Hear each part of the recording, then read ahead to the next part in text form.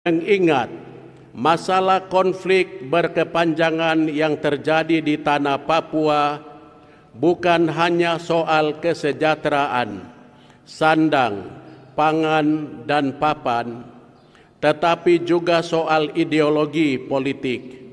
Maka kami meminta kepada para duta besar negara-negara sahabat agar mendesak semua kubu yang berperang, yakni TNI, Polri, dan TPN-OPM, agar segera mengadakan gencatan atau jeda kemanusiaan.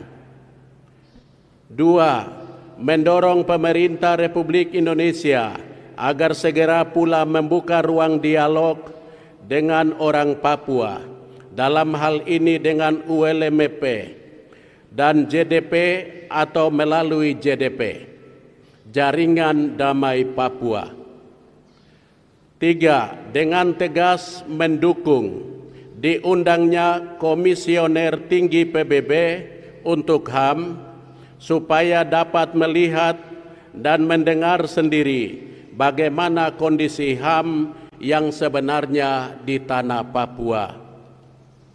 4. Mencegah terjadinya saling mempersalahkan dalam sidang PBB sebagaimana hal yang sangat akan memalukan kita.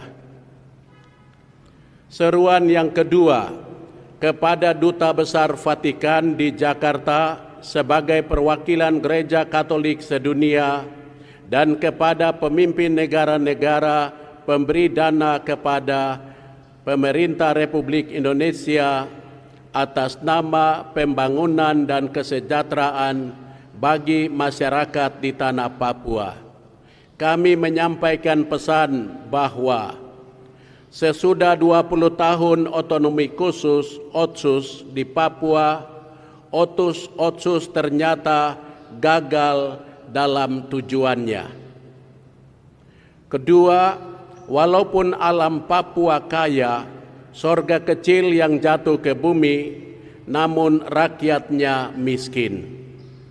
Hal ini diteguhkan dengan data dari BPS yang menyebut Provinsi Papua dan Papua Barat menepati urutan 1 dan 2 dari ke-10 provinsi termiskin di Indonesia dengan tingkat kemiskinan 28,6% dan 21,7%. Berdasarkan informasi ini, maka kami berseru kepada negara dan instansi pemberi dana demi pembangunan di tanah Papua agar dapat meninjau kembali bentuk kerjasama yang dibangun selama ini. Sebab yang terjadi di tanah Papua adalah pembangunan sarana fisik sebagai prioritas, penambahan pasukan organik hampir di seluruh tanah Papua. Di sana terjadi pemaksaan kehendak, tindakan kekerasan, pembungkaman ruang demokrasi, pembunuhan yang tidak ditindak, dan kriminalisasi terhadap awak media yang berbicara tentang kebenaran dan keadilan. Bahkan seruan para pastor pun dipandang miring, malah mereka dinilai sebagai separatis atau pendukung TPN-OPM. Timbul pertanyaan, apakah dana dan modal itu dipakai untuk membiayai pasukan yang beroperasi di tanah Papua? Apakah dana modal itu dipakai untuk menambah peralatan perang demi penembakan dan pembunuhan orang asli Papua? Apakah dana itu dipakai untuk upaya genosida dan ekosida secara perlahan dan berangsur-angsur?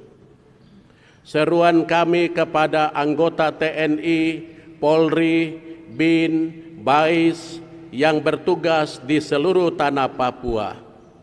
Sadarilah, masyarakat sudah tahu bahwa konflik dan operasi militer yang sedang terjadi adalah suatu upaya terselubung untuk melindungi kepentingan sekelompok elit